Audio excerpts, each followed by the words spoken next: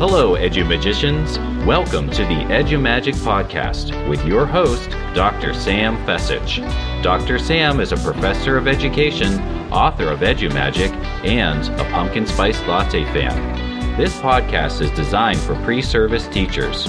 Remember, friends, teaching doesn't begin at graduation, but during that first class at 8 a.m. Let's get this party started. This podcast is a proud member of the Teach Better Podcast Network. Better today, better tomorrow, and the podcast to get you there. Explore more podcasts at www.teachbetterpodcastnetwork.com. Now let's get on to the episode. Hello, EduMagicians, and welcome back to another episode of the EduMagic Podcast. My name is Dr. Sam Fecich, and today I'm showing a new tech tool. Well, it's technically an older tech tool, but there's so many new revamps to it, it's going to be just like new. We are looking at Padlet today. And if you have looked at Padlet in the past, you may want to give it another look because there's some amazing new features it has with AI embedded. So let's jump right in. It's like a virtual bulletin board and post-it note board where you can put text, images, videos, GIFs, links, all sorts of things onto this virtual sticky note board. And I love using Padlet for intros, for classes, virtual or in person.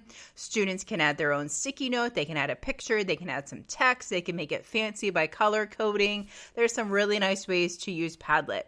They can also reply, comment, and like a post or give it some stars. So I love that for community building. Padlet is also a fantastic way to show what students know. They can put a sticky note in there as an exit ticket or as give me a 3-point summary or a 6-word story as an entrance ticket.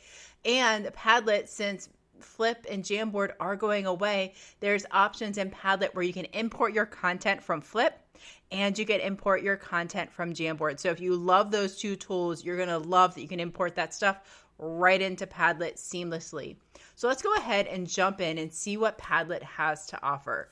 So if you're used to Padlet, you can go in, you can create your blank board with all your Post-its and things like that. There's also a sandbox example that they have where it's called a blank sandbox. And what you can do here is there are all kinds of little sticky notes. That's one's like Jeopardy, there's a debate, there's a Venn diagram, what's the word activity, number of the day, icebreakers, love it or hate it, reading reflections, all sorts of little things you can click on. And then it opens up a sandbox area for you to use with your students.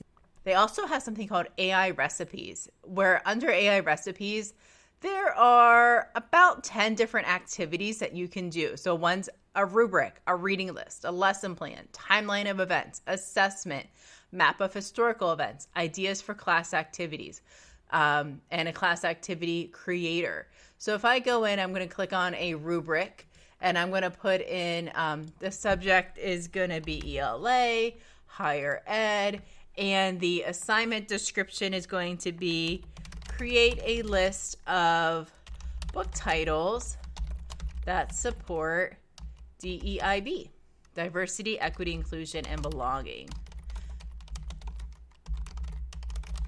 And we're going to give them a rating scale of 3, and we're going to also give it a title, book list. And let's see what it comes up with. Now, everybody needs think time, even AI. And I'm not saying to use this as is. This would be something that you'd want to look through, make sure it's measuring what you want to measure with your students, and you can edit and make it your own. And here we go. Padlet created a rubric, a book list for diversity, equity, inclusion, and belonging. And it has different themes that it's highlighted. And it talks about quality, relevance to higher ed, quality and credibility of the resources, variety of genres and formats. And then there's a rating scale from excellent to satisfactory to needs improvement with little descriptions underneath. Now I can go through, read it over, see if that's something I would like, or maybe change it up. Now, class activity creator is another really neat one. So I'm going to go ahead, I'm going to do math, and we're going to do our topic's going to be place value to the hundreds place. And we're going to do second grade, and we're going to get ideas. And there's a video contest, chart collaboration, real life number hunt. Oh, I like that. Interactive number polls, place values, story time, where students create a short story or comics that incorporate numbers in the hundreds place. I like the real life numbers hunt, where they go and they look for numbers around the school or on the classroom, and then they jot them down, and then they review them, like what places are the different numbers in. Timeline of events. This one is a really neat one. So I'm going to make this be artificial intelligence, and it's going to give me a timeline of generative AI. And we're going to do higher ed, not second grade, and click go. Go ahead and see what it's going to come up with.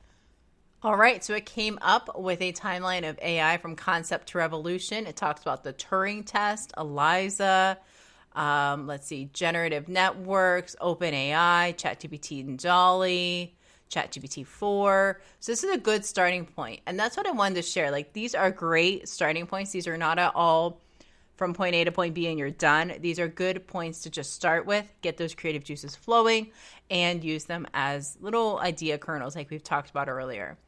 Padlet also has something called recipes, where they have things like a 3-2-1 summary, a resource board, feedback, slideshow, book reviews, FAQs. And these are things you can click on. And I clicked on the 3-2-1 summary. And this is something that students can do. They can 3 things they learned, 2 things they want to know, and 1 question that they have. So that might be really neat for students to use, and it creates it for you immediately. And you can just share it out with your students. It has a nice little background. And students go ahead and click on the plus sign and add in their response. Now, the responses are really neat. So whenever you go in and you add those different responses into a Padlet, if you're just going to use like a regular Padlet, a virtual sticky board, so to speak, there's lots you can add to the response. So students can add in over 15 different things. They can upload a picture. They can pop in a link. They can record their audio or video. They can draw. They can record their screen, pop in a poll, Google Drive, image search, GIF search, Spotify, YouTube. There's so much they can add into their response beyond text and an image. So it really gets creative with the different ways for students to respond back and to show what they know in different ways. So let's recap. Padlet, if you haven't visited it lately, you're going to want to go back to it.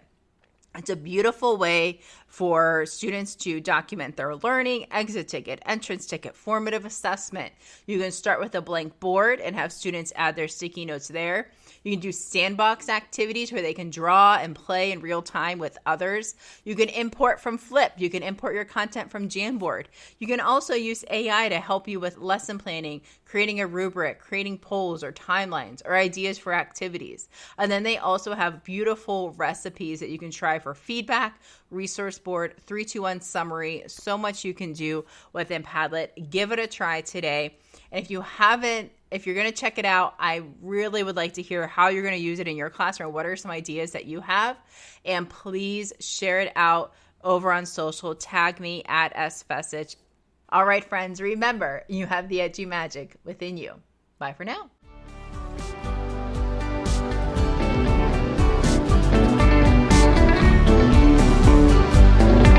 And there you have it, EduMagicians. If you enjoyed this episode, please subscribe and share it with your friends.